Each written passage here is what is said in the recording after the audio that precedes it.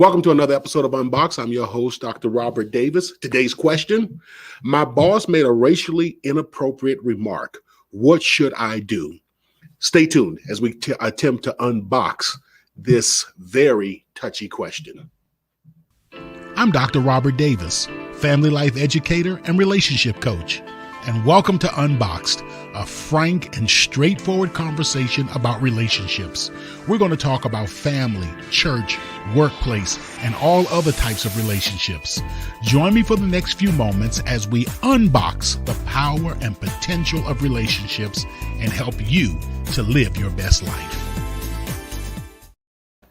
Again, welcome to Unboxed. So glad to have you here. Before we get started, I want you to please like, subscribe, and share. Yes, like, subscribe, and share. Check out our website and support. So like, subscribe, share, and support. We want to encourage you to be a part of this growing Unboxed family.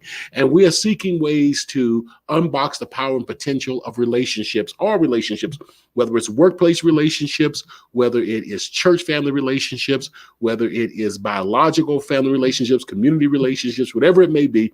We want to help you to unbox the power and the potential of all relationships. And on Mondays, we call it Manic Mondays because this is back to work. And so we always focus on one of the questions that come in relating specifically to the workplace. So let's go ahead and get started. This question comes from Monica from Ohio. She asked, my boss and I get along well, and he's been supportive in the past, even with some personal family issues.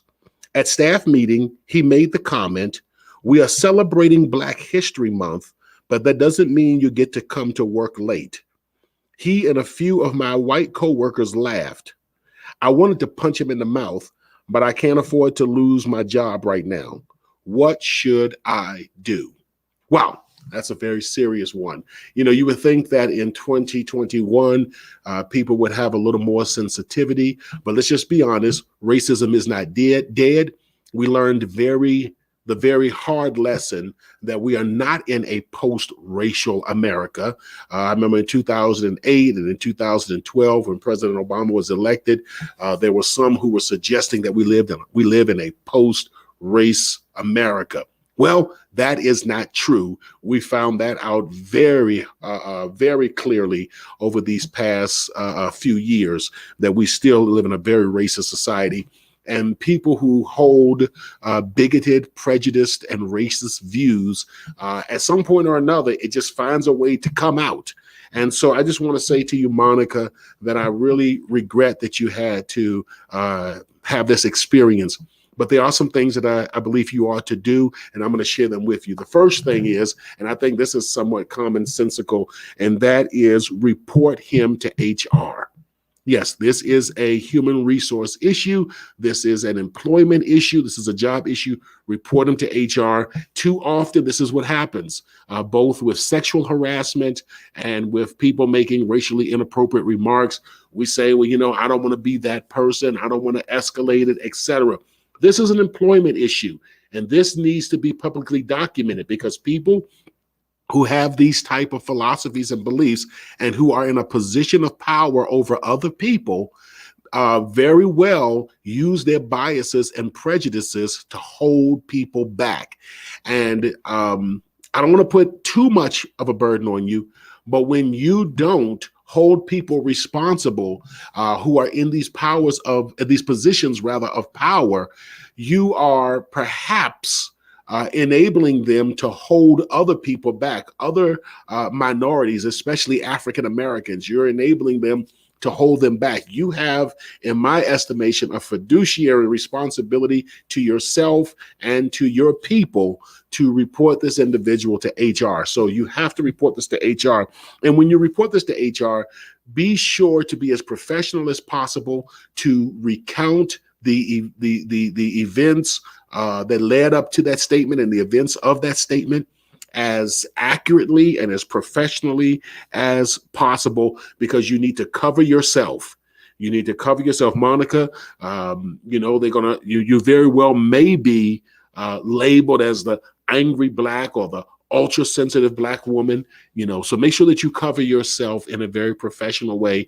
And if necessary, because I need to give this disclaimer, I am not an attorney, nor do I play one on television. So it very well may be necessary even for you to seek, if you're able to, legal counsel, but this needs to be reported. This needs to be documented. Now, I want to spend the next couple of minutes just talking about your personal and emotional well-being throughout this process, because this is traumatizing. This is traumatizing. I am a descendant of slaves.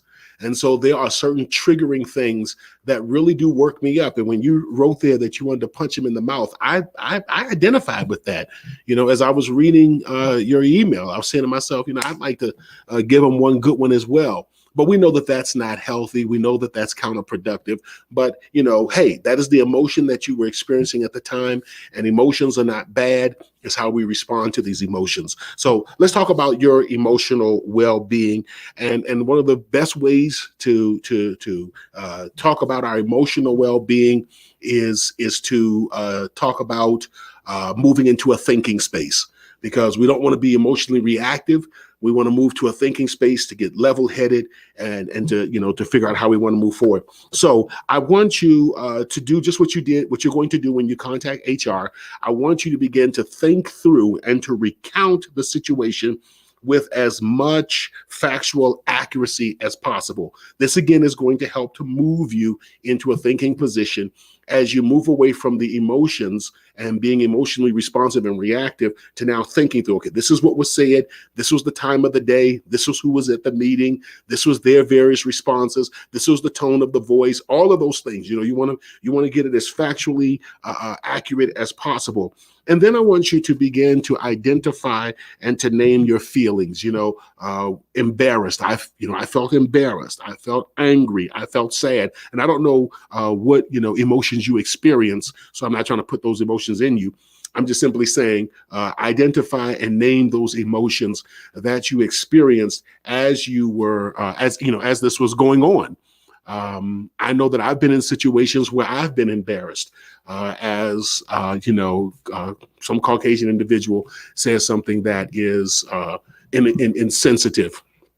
And being a lighter skinned African American, I've had individuals to make comments, about how intelligent I am, or that I'm not thinking that is somehow complimentary, especially considering that my children are darker complexion. I have siblings who are darker complexioned, and but to hear them, to hear someone, try to elevate me to a certain intellectual level, not because I am intellectually astute, but because my skin color is more is closer aligned to their skin complexion. This is just unacceptable. So I digress. I apologize. I digress. Back to you, Monica. Not about me. Back to you.